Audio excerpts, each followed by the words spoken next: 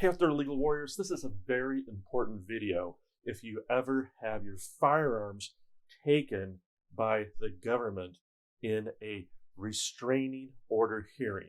It's not so easy to get them back. It's pretty tricky. I'm going to cover what you need to do in this video, so stay tuned. My name is Attorney Lance Fryrear, and I'm a defense attorney in Linwood, Washington. My law firm's been defending people charged with crimes all throughout Washington state for more than 20 years, and I'm putting out these videos to help educate the public. So if you find this useful, please like and please subscribe. More people get the help they need. Now I'm just going to jump right into it. What are you talking about, Lance? Well, there's this thing in Washington state called a protection order, and we all call them restraining orders walking around in public, but basically you or somebody you may know may have been served with a restraining order saying, hey, you can't have any contact with someone, you can't go a certain place. It could be a domestic violence order if it's between family or household members. It could be an anti-harassment order if it's neighbors or other strangers, sexual assault protection orders. And if you've paid attention to this station, you know the new law under RCW 7.105 is pretty ridiculous, in my opinion. It's extremely pro-petitioner. It's subject to abuse. It's already being abused. And left and right, we see people getting their firearms seized as part of a restraining order case. What happens in a restraining order? Where the petitioner, the person who wants the protection, goes into court and ex parte, one-sided, tells the court something. And oftentimes they can just check a box under these new forms and say, hey, order the respondent to temporarily turn in their firearms. And the respondent has to turn in their firearms. Let's say the respondent, the restrained person, does it all correctly. And eventually there is a full order hearing. Okay, so what happens? The respondent goes to the police department, or the police take the firearms at the time that the order is served, this one-sided order with only one side of the story. And now the respondent gets a chance to go to court. And so this video is about one of two situations. Either the respondent goes to court and wins the order, and there is no longer an order that restrains them. The temporary order is not turned into a permanent order. The petitioner does not meet the burden of proof. That's one situation where it makes sense. The respondent should easily get their firearms back because the petitioner was wrong. And the other situation is where an order is granted, and let's say the order is for a year.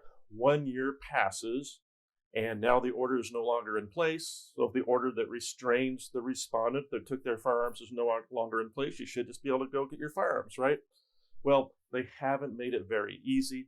It's not very intuitive, and I want to cover that here. I've learned a few things this week myself about how to get the firearms back under the new law, and that's why I'm putting out this video, because if it took me this long to learn, it'd be pretty hard for pretty much anybody, I would think.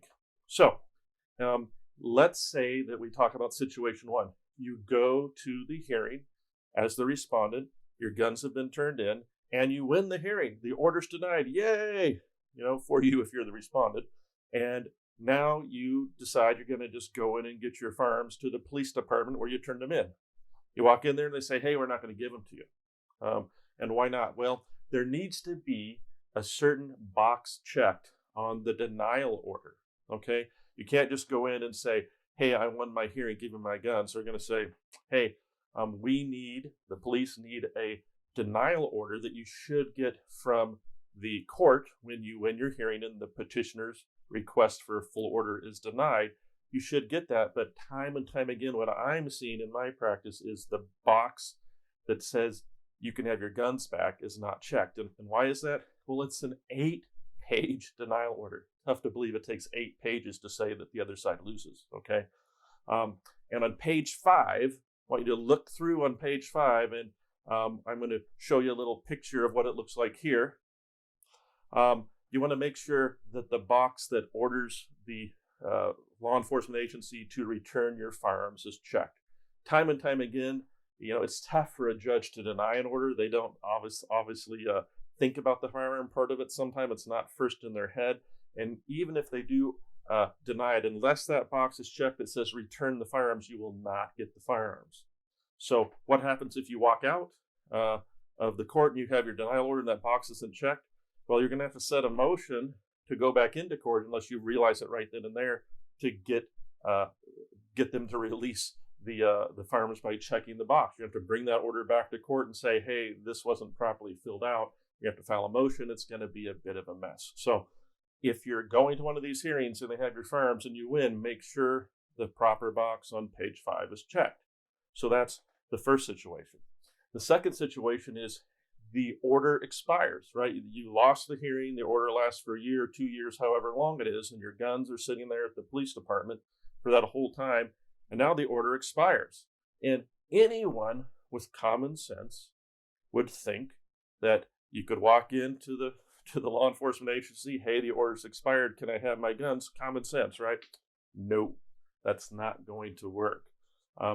What you're going to have to do is you're going to have to get a form, and we're going to link to the form at the bottom of this video. There's a form on Washington courts at the time I'm filming this in February of 2023.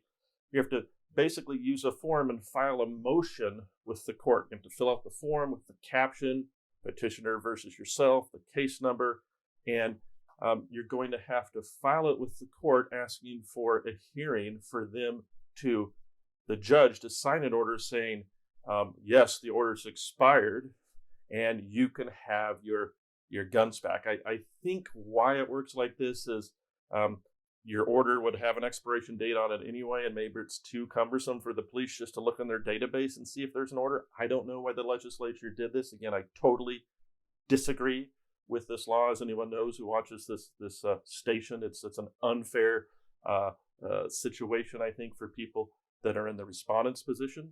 But you need to go into court, get that signed by the judge. Once it's signed by the judge, now you take that order into where your guns are, and you still won't get your guns right then, but at least that'll start the process to get your firearms back, hopefully. So in either situation now, let's assume that you've got your order saying you get your firearms back either through the denial order or through the new motion order that you file because it's expired, the order against you. Now, do they just hand you your guns back there or your concealed pistol license? Nope, they don't do it then either. There's another law, which we'll reference in the description, that basically tells law enforcement they have to do some things that are a little more common sense. One, they have to make sure that you're the person in the order. Two, they have to make sure that you have the right documents. That makes sense. Three, now they actually have to run a whole new background check on you to see is there anything else that's restricting you from getting your firearms back or from getting your concealed pistol license back. In the case of a concealed pistols license, they need to do a whole, basically a type of almost, would you qualify for a CPL now or not? And the law says they're supposed to do that within 5 business days. There's no really remedy if they don't, but figure if you take it in, think in your head, you take in your order, they say we need to do a background check. The law says they're supposed to do it in 5 days. So you still don't get your guns right then, whatever weapons they've seized. And, it is super frustrating and super cumbersome and difficult, especially if you're not represented by a lawyer. So practice pointers, make sure the box is checked if you win the hearing. And secondly, be prepared to go back into court to get an order to release your weapons if you lose the hearing once the order expires. So pretty confusing, but I hope you find this helpful. It puts you in the right direction and things will change. So if the law changes, maybe some of these instructions will change as well. And if you need some help, feel free to reach out to my law office. My name is Lance Fryrear. We've been defending people throughout Washington State for more than 20 years. We'll listen to what happened, we'll identify a way forward, and we will be there for you. Thank you.